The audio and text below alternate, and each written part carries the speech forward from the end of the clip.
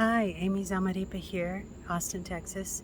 Yesterday I made my first video for my channel and I wanted to show you some of my garden tonight. I got done at my office and I think there's just enough light for me to show you a little bit here. I'm going to switch the camera.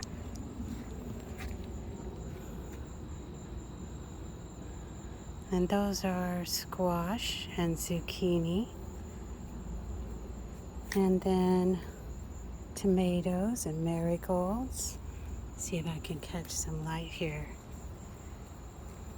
And soon there's sugar in my neighbor's garden patch there. And then there's this beautiful watermelon here that's vining all over. And I know I haven't followed protocols necessarily for gardening because this is the first time I've grown food. But the peppers are doing really well. And there's habaneros and serranos. So when there's more light, I'll take a better. And then where's Jetty? So there's Sugar. She loves to garden. And there's Jetty. Sugar's a 2.5-year-old Aussie doodle. Oh, there's some southern wood here in the corner that I got off of Etsy. And then there's Jetty over there hiding.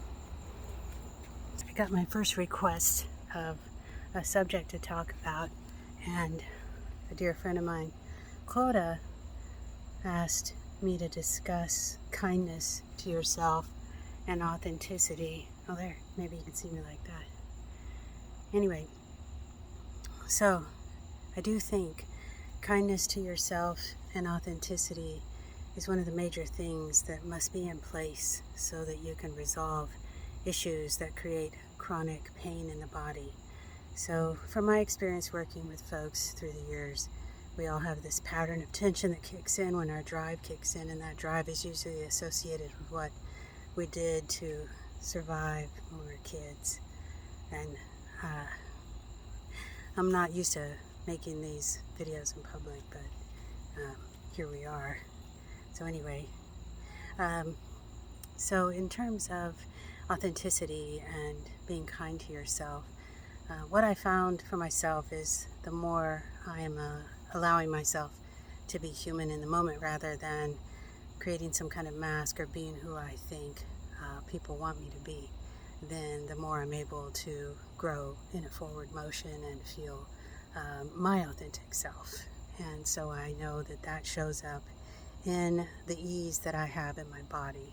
And working with folks for years, that's what I see. I see patterns of tension associated with coping mechanisms that we've come up with in order to make our way through the world.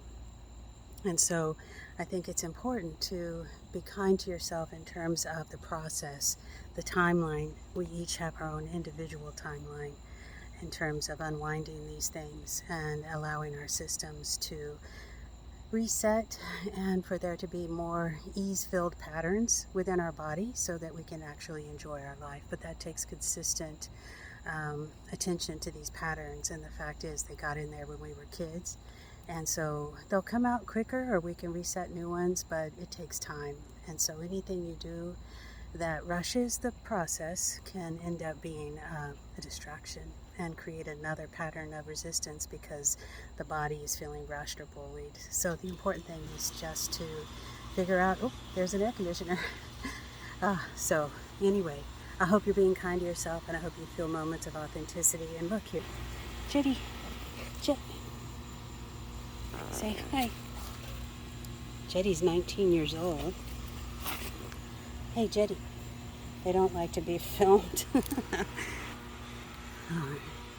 So I know that I'll figure out the sweet spot in terms of these videos, but for now I'm gonna make an effort to make one a day. Here's Sugar. And I'll try to find some light tomorrow in order to make one more. And if you have issues that you're dealing with in your own life or questions that you have, I will do my best to talk about it if you're looking for solutions or ways that you can ease things that are mindful and easy on your system. I'll do what I can to share whatever knowledge I have. Thanks and have a great day. Take care.